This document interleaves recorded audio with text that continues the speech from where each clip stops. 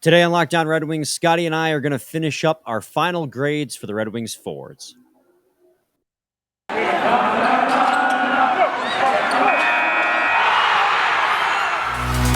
You're Locked On Red Wings, your daily podcast on the Detroit Red Wings. Part of the Locked On Podcast Network, your team every day.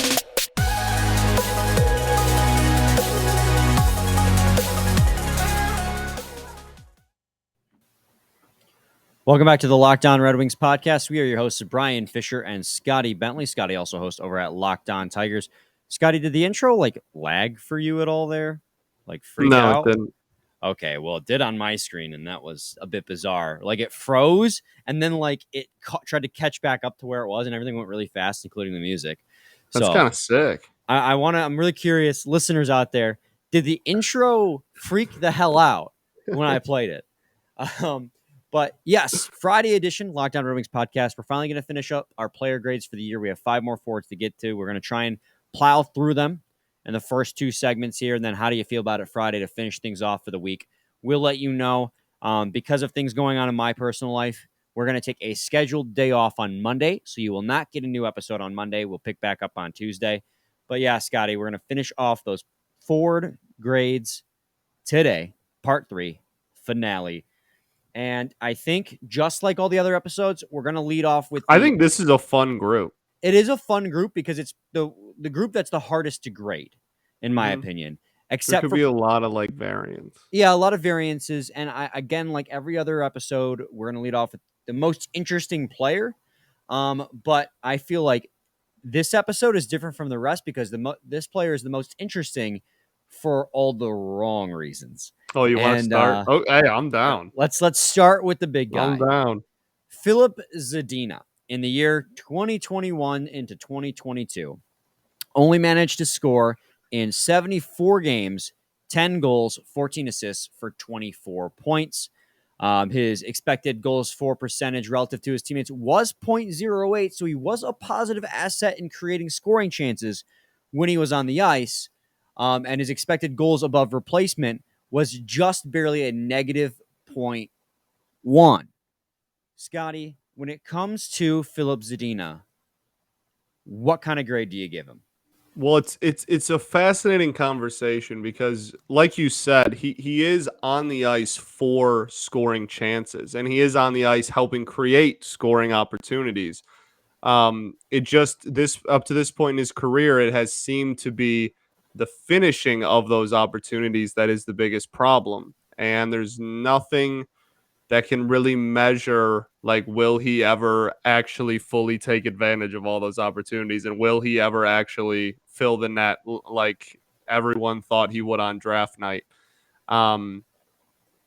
It's so wild. I remember exactly where I was. I remember that whole night when we drafted Filip Zadina. I remember everything about that night.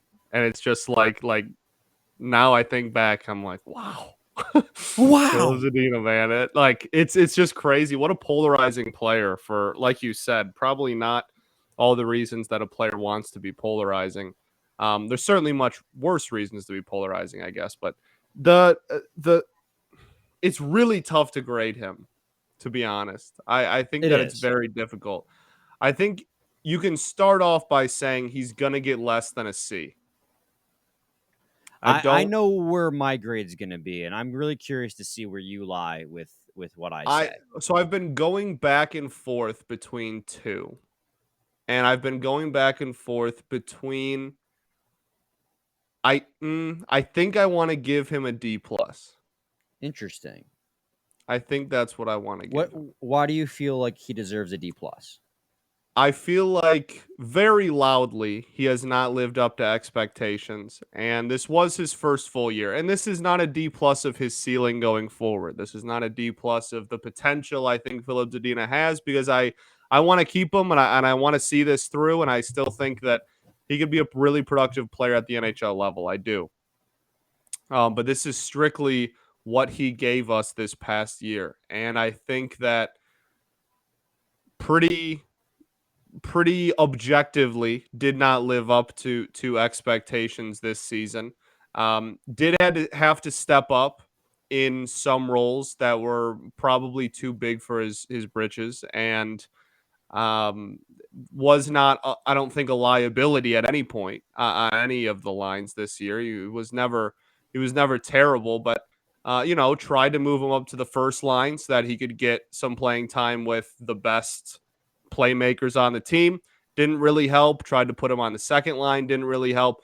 His production just stayed the same no matter where it was. And that level of production, again, was not some embarrassingly horrible mark, but it did not improve or get better or worse at no matter where they put him. And at one point, he was rocking fourth line minutes.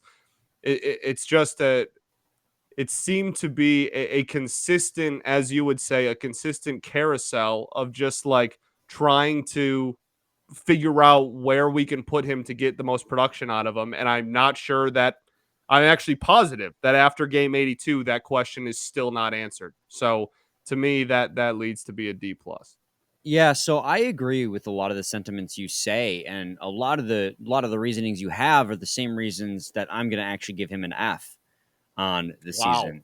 Um, I respect it. I think the only thing saving me from, I was going back and forth between a D plus and a D, and I think the only thing that was saving me from being, that brash was just um the fact that, like I said, I never felt like he he was invisible a lot for sure, but I never felt like I was watching him and I was like, oh my goodness, he doesn't even belong on NHL ice.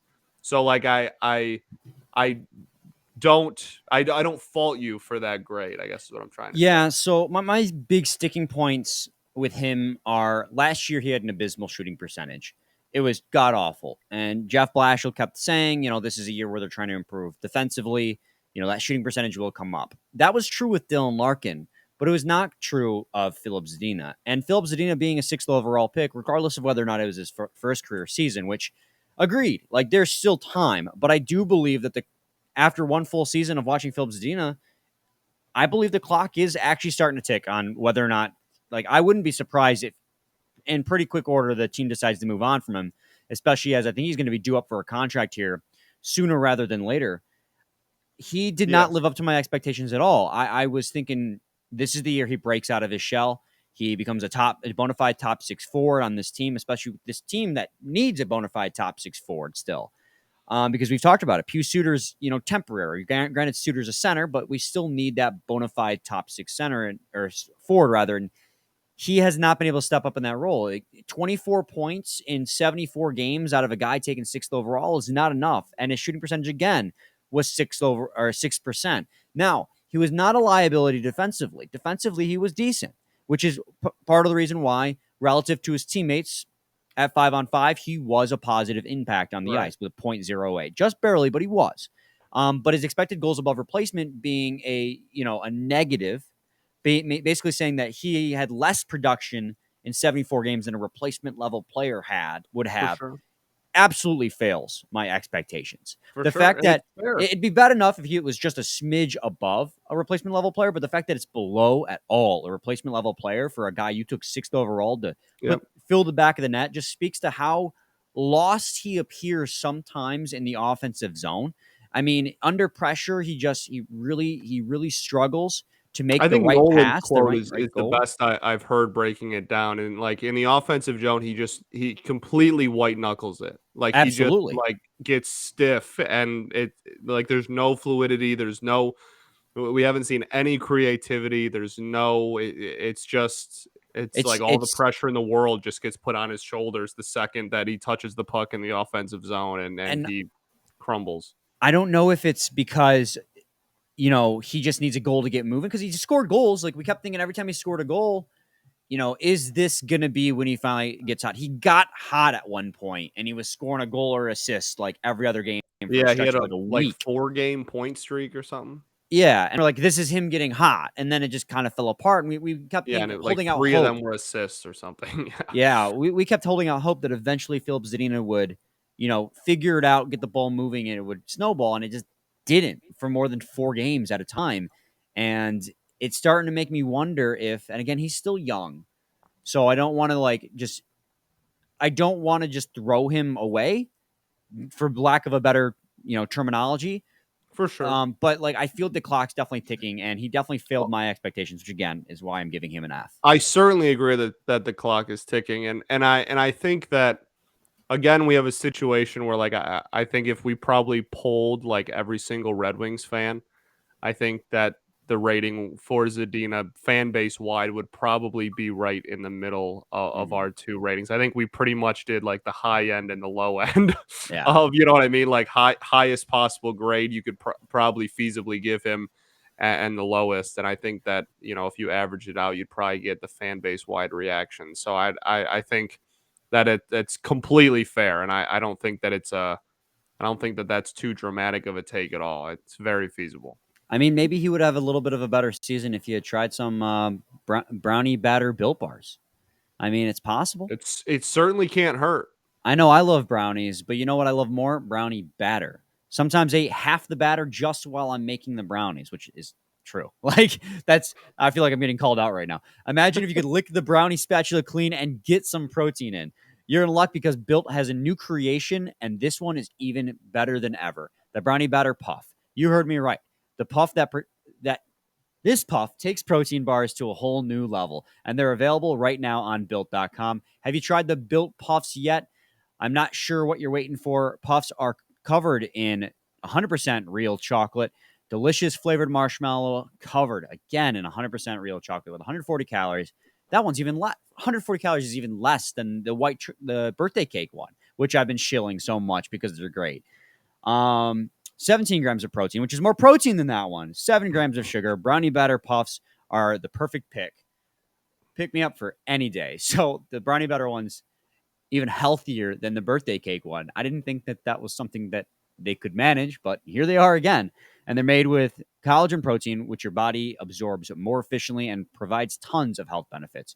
Go to built.com to get brownie batter puffs now. Go to built.com, use promo code LOCKED15 and get 15% off your order. Use promo code LOCKED15 for 15% off at built.com. Segment 2, Locked On Red Wings podcast. Scotty and I are doing our last of our forward grades. We have 4 more players to get through and 2 more segments if need be. I think the next one we go to probably should be Oscar Sundquist. Just, Yeah, I think keep that's fair. that stagger. Although Sundquist Sure. is a pretty interesting one. He's a guy I didn't have any expectations for, honestly. He played 18 games. He was acquired, Nice. part of that Nick Leddy trade. He had 4 goals and 4 assists for 8 points in those 18 games played, which is pretty damn efficient. He had a shooting percentage of 20%, which again is not going to be, No, but sustainable across 82 games, but he definitely had a little bit of a fire under his ass. I'm gonna When give he him a was B. with the Like Red Wings. when it comes to expectations, he was like the lesser of all the assets we got for like Nick Leddy. He was the like bottom of the totem pole of as far as Oh yeah, I was more hyped on ones I Wallman. was excited about. Like he was, it was not a slight, but the other assets we got, I was way more excited about for this team, and he played really well and gave us a lot of valuable production there at the end of the season. And for a sneeze, nope, I saved it. For a What the for hell? for a team that was sliding so much at the end of the year and needed something like that, obviously it didn't translate to too many wins, but it was still nice to see. I think that's a pretty easy B. Yeah, I mean, I won't go as far as a B. I'll say B minus. For Sure. a lot of the reasons you just said.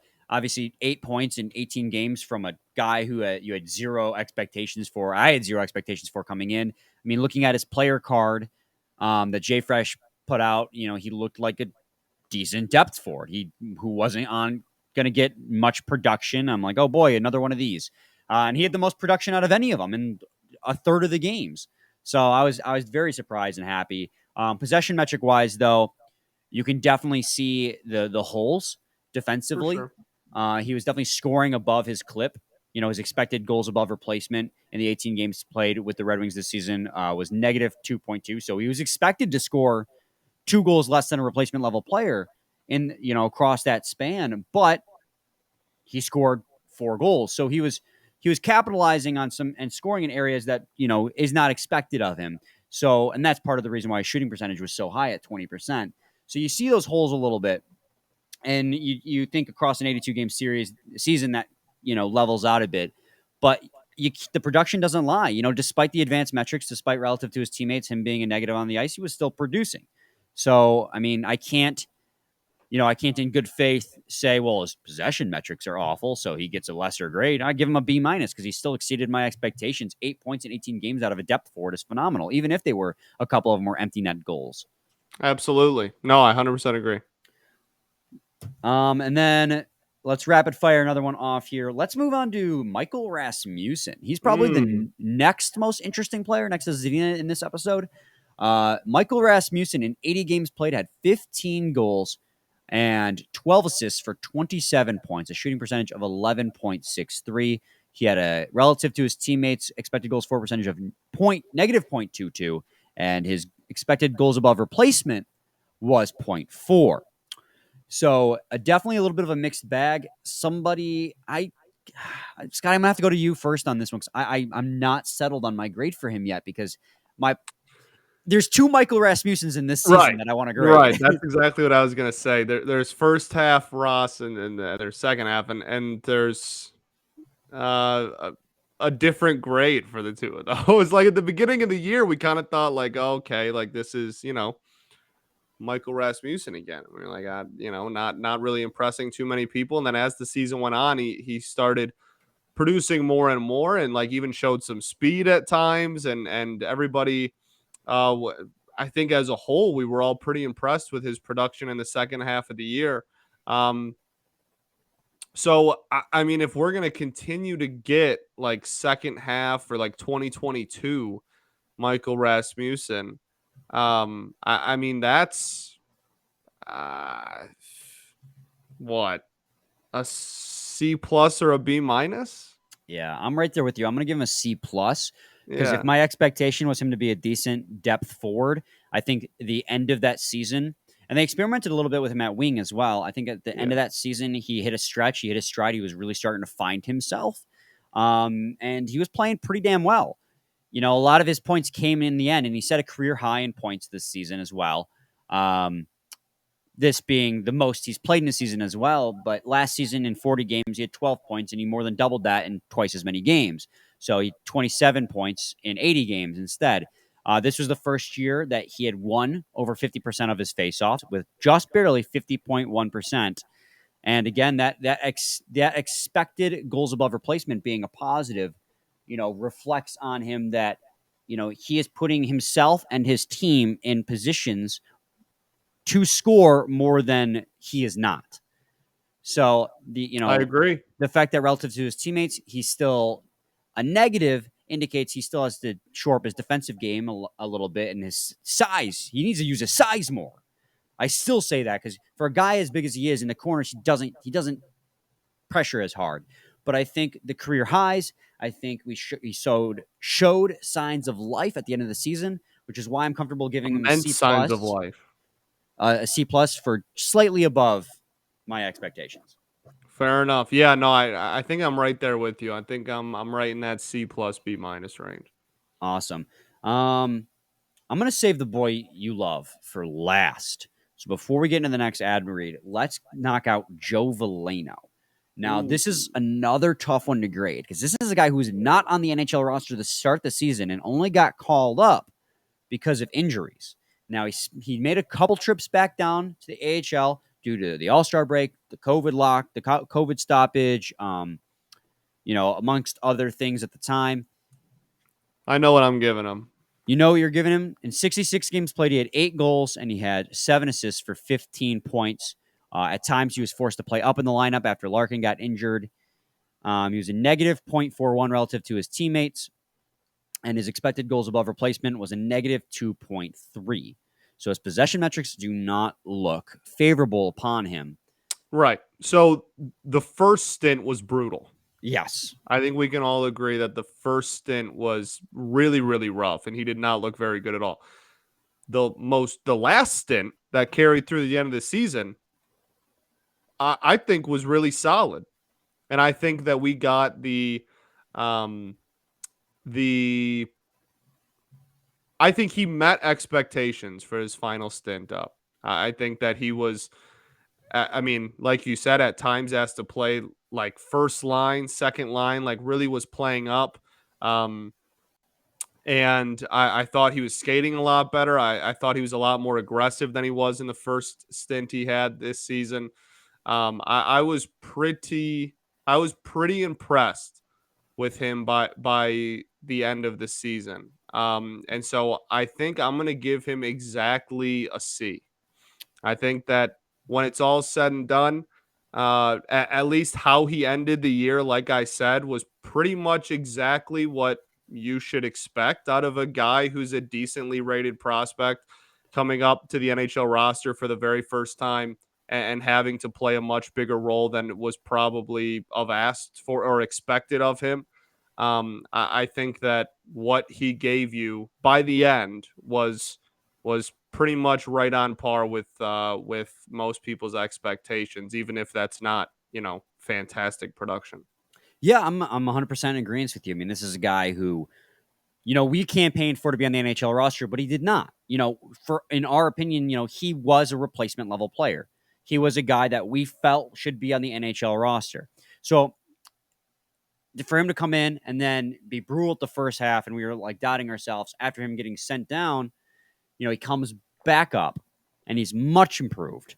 Still shows at times like he still has ways to go, definitely. But then at the end of the season with Larkin's injury, for him to get put on a line with Raymond and whatever, Bertuzzi, Verana, Zadina, whatever it is at the time, and for him to not look out of place, that's impressive. And, him I being put agree. on the first line as a guy who started the season in the AHL could also be why his, possession metrics look so brutal because he was playing above his depth. So I'm perfectly okay giving him a C. He didn't necessarily like wow me, but you definitely saw steps taken forward. I think he definitely met expectations as a depth center this season. And hopefully next season, we're talking about him as maybe a contender for a 2C. Yeah. This is a guy that I've been high on since they took him, 30th overall in 2018, 2019, whatever Mhm. year it was. Yeah, no, I completely agree. I think next year is going to be a really big year for him, as it will be, I think, for a lot of players on this team. Absolutely. Our partners at BetOnline continue to be the number one source for all your sports betting information. Find all the latest odds, news, and sports developments, including this year's basketball playoffs, Major League Baseball scores, fights, and even next season's NFL futures. BetOnline is your continued source for all your sports wagering information, from live betting to playoffs, esports, and more. Head to the website today or use your mobile device to learn more about the trends and action. Bet BetOnline, online. where the game starts. Segment 3, Lockdown Red Wings podcast. We're down to our final forward that we have got to grade. Are we And really at the end? we're at the end. This is the We really last did four. save the best for last, eh? And we are going to grade Giovanni Smith, who unfortunately finished his season not playing due to injury, but had 46 games played, was a healthy scratch at times, 4 goals, 3 assists for 7 points, shooting percentage of exactly 8, like not even 8 point anything, just 8%. But here are the statistics that Scotty's going to love. So his relative expected goals for percentage. So relative to his teammates, was he a positive asset on the ice? Yes. He had the third best relative expected goals for percentage on the team at 0.16. His expected goals above replacement was unfortunately down near the bottom at negative 2.3. But the fact that he was the third best relative to his teammates in 46 games. So granted, less games than like a Larkin or a Bertuzzi had, but in 46 games, he was the third best player on the ice on both ends of the ice. That speaks volumes about the type of value this gritty forward brings. Absolutely, it does. What grade you giving him, Scotty? Go You should off. go first. You want me to go first? Okay, that's fair. I understand. I'm comfortable. Memes aside, I am comfortable giving him a B. I think his expectation was he is going to be a depth forward, play sometimes not. He's going to come in, he's going to get into fights. He's going to put a spark in the lineup. He did just that, and he did more by also providing a decent defensive game as well as offensive game. Now, his expected goals above replacement was definitely, below replacement level player because he does lack that scoring touch. For sure. But that's not the player he is. That's not why he's on the team. You have him on the team to be that responsible depth forward, and he was that. And he was better than that, which is why he's the third best relative to his teammates' expected goals for percentage. And reminder that, guys, that means it weighs the quality shots against and the quality shots for. And there's very few players on this team that are in the positive in that ratio, which means when he's on the ice, the team generated more quality shots for than quality shots against. So that's why he gets a B, because this gritty forward, who's a healthy scratch some nights, who's a fighter, was a positive asset offensively and defensively. Gets a B. Damn right. This is an easy A+. So I knew you were going to give him an A+. He's an easy A+. Look, he did. Everybody knew what he was coming into the season. Like you said, everybody knew what his role was going to be. And I think before the injury, he had carved out a role in which it was very difficult to keep him out of to justify at least keeping him out of the lineup.